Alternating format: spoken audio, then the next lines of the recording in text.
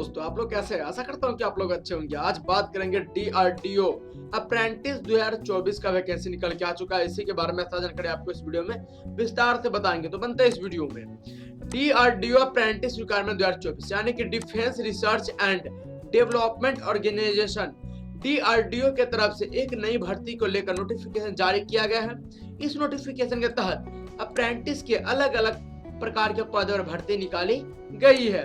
DRDO apprentice requirement 2024 के कुल मिलाकर 90 पदों पर भर्ती निकाली, यानी कि 90 पदों पर वैकेंसी निकल के आ ही चुका है। जो डीआरडीओ अप्रेंटिस रिक्वायरमेंट 2024 के लिए इच्छुक एवं योग्य उम्मीदवार ऑफलाइन के माध्यम से आवेदन कर सकते हैं। यहाँ पे जो बताया जा रहा है कि आपको डीआरडीओ अप्रेंटिस रिक्वायरमेंट 2024 के वैकेंसी निकला है, जिसमें आपको कुल मिलाकर 90 पोस्टों के लिए भर्ती निकाली गई है। जो आपको इच्छुक एवं योग्य उम्मीदवार ऑफलाइन के माध्यम से ही आवेदन कर सकते हैं, क्योंकि ऑनलाइन है नहीं ये चीज। तो अगर आप भी डीआरडीओ अप्रेंटिस रिक्वायरमेंट 2024 के लिए आवेदन कराना चाहते हैं तो आप इस भर्ती के लिए आवेदन कैसे कर सकते हैं, इसकी सभी जानकारी आपको नीचे विस्तार से बताई गई है। तो बनते हैं इस वीडियो में ओवरव्यू की मैं बात करूं तो आपका आर्टिकल नेम और डीआरडीओ अप्रेंटिस रिक्वायरमेंट 2024 आपका ये अप्लाई ऑफलाइन होगा। नोटिफिकेशन इसका आउट हो चुका है। पोस्ट डिटेल्स के बारे में फिर से मैं बता दूं तो आपका 90 है।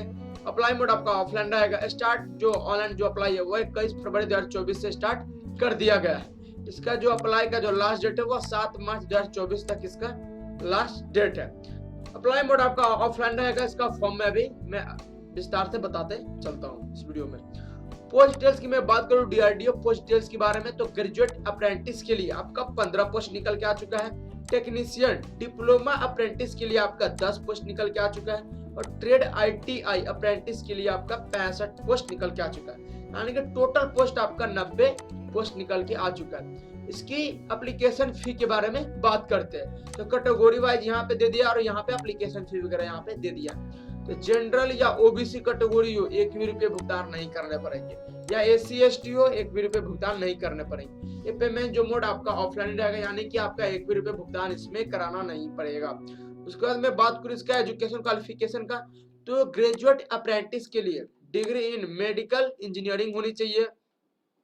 उसका डिग्री इन इलेक्ट्रिकल इंजीनियरिंग या इलेक्ट्रिकल एंड इलेक्ट्रॉनिक्स इंजीनियरिंग या इलेक्ट्रॉनिक्स एंड कम्युनिकेशन इंजीनियरिंग आपका होनी चाहिए, तभी आप ग्रेजुएट अप्रेंटिस के लिए ही अप्लाई कर सकते हैं। उसके बाद आपका उसके साथ साथ आपका degree in computer science and engineering होना चाहिए। इसमें से किसी एक चीज आपका होनी चाहिए, तभी आप ग्रेजुएट अप्रेंटिस के लिए आप फॉर्म अप्लाई कर सकते हैं। उसके बाद आता है टेक्नीशियन डिप्लोमा अप्रेंटिस के लिए। तो यहाँ पर डिप्लोमा मैकेनिकल इंजीनियरिंग से होना चाहिए। उसके साथ साथ आपका डिप्लोमा इलेक्ट्रिकल इंजीनियरिंग या इलेक्ट्रिकल एंड इलेक्ट्रॉनिक्स इंजीनियरिंग होना चाहिए, या इलेक्ट्रॉनिक एंड कम्युनिकेशन इंजीनियरिंग या इलेक्ट्रॉनिक इंजीनियरिंग। इन सभी से आप ग्रेजुएट किए होंगे या इनका डिप्लोमा अगर किए होंगे तभी आप टेक्नीशियन अप्रेंटिस के लिए आप अप्लाई कर सकते हैं। उसके बाद आता है ट्रेड आईटीआई अप्रेंटिस के लिए।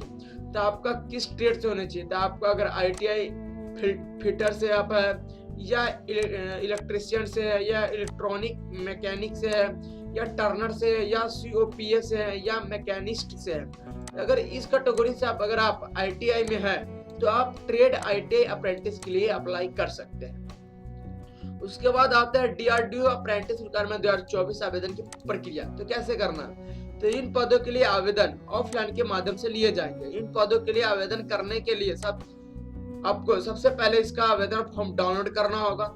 इसका फॉर्म आप किसी प्रकार से डाउनलोड कर सकते हैं। इसके बारे में नीचे दिए गए लिंकों का भी इस्तेमाल कर सकते हैं, या फॉर्म को डाउनलोड भी सही प्रकार से भरकर सभी जरूरी दस्तावेज को 6 प्रति के साथ नीचे दिए गए पते पर रजिस्टर्ड पोस्ट आपको स्पीड पोस्ट के माध्यम से आपको भेजना होगा। यानी कि मैं टेलीग्राम चैनल पे मैं डाल दूंगा इसका पीडीएफ, वो आपको डाउनलोड कर लेना, उसका प्रिंट आउट करके उसको फिलअप कर लेने के बाद आपको उसमें जरूरी जितने भी आपका जो दस्तावेज उसका 6 प्रति यानी कि फोटो स्टेट करा के उसमें अटैच करके आपको उस पते पर जो मैं नीचे में बताऊंगा उस पते पर आपको रजिस्टर्ड पोस्ट या स्पीड पोस्ट के माध्यम से आपको भेजना होगा उस फॉर्म को। उसके बाद बात करता है कि डीआरडीओ अप्रेंटिस रिक्वायरमेंट 2024 का कैसे फॉर्म डाउनलोड करना है, उसके बारे में भी मैं बता देता हूँ। उससे पहले मैं नीचे में एक झलक आपको मैं विस्तार से मैं बता देता।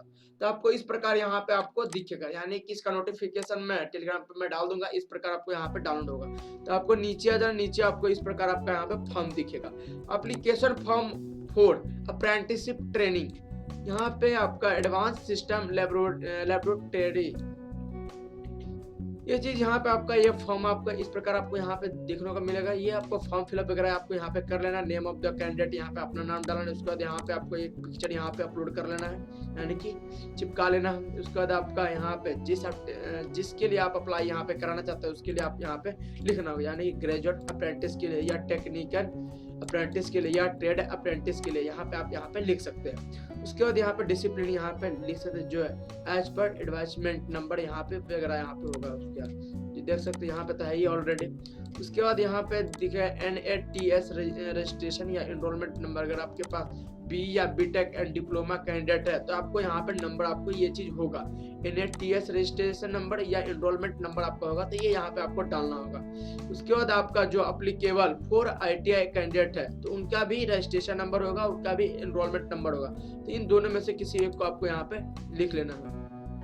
उसके बाद यहाँ पे कैंडिडेट आधार ऑफ कैंडिडेट, यानी कि आधार नंबर यहाँ पे आपको डाल लेना है। फादर्स नेम यहाँ पे लिख लेना है। उसके बाद मदर्स नेम यहाँ पे लिख लेना है। उसके जेंडर यहाँ पे चूज कर जो आप है वो यहाँ पे लिखना होगा। नेशनलिटी आपको इंडिया यहाँ पे लिख लेना है। उसके बाद यहाँ पे डेट ऑफ बर्थ यहाँ पे आपको लिख लेना, और यहाँ पे रिजर्व कैटेगरी यहाँ पे डालना। अगर SC ST या OBC से आते हैं OBC यहाँ पे लिख सकते हैं, ना कि EBC लिख सकते हैं, या तो OBC लिख के पोस्ट में BC1 या BC2 या है ना EBC ऐसे लिख सकते हैं। उसके फिर मोबाइल नंबर आपका जो आधार कार्ड से लिंक हो, जो मोबाइल नंबर वो यहाँ पे आपको डालना है। ईमेल आईडी फिर यहाँ पे आपको डालना है। उसके बाद आपका प्रेजेंट एड्रेस और परमानेंट एड्रेस, अगर दोनों सेम है तो दोनों आपको लिखना है, अगर दोनों अगर अलग अलग है तो दोनों यहाँ पे अलग अलग आपको लिख लेना है। उसके बाद आपका एजुकेशन क्वालिफिकेशन में आपका यहाँ पे 10वीं का आपका किस बोर्ड से आता है ये यहाँ पे आपको बोर्ड लिखना है। उसके बाद आपका किस सब्जेक्ट से या किस ईयर यहाँ पे पासिंग किया है। उसके बाद क्लास डिवीजन फर्स्ट में या सेकंड में या थर्ड डिवीजन है ये यहाँ पे आपको लिख लेना है। उसके बाद मैक्सिमम आपका मार्क्स नंबर यहाँ पे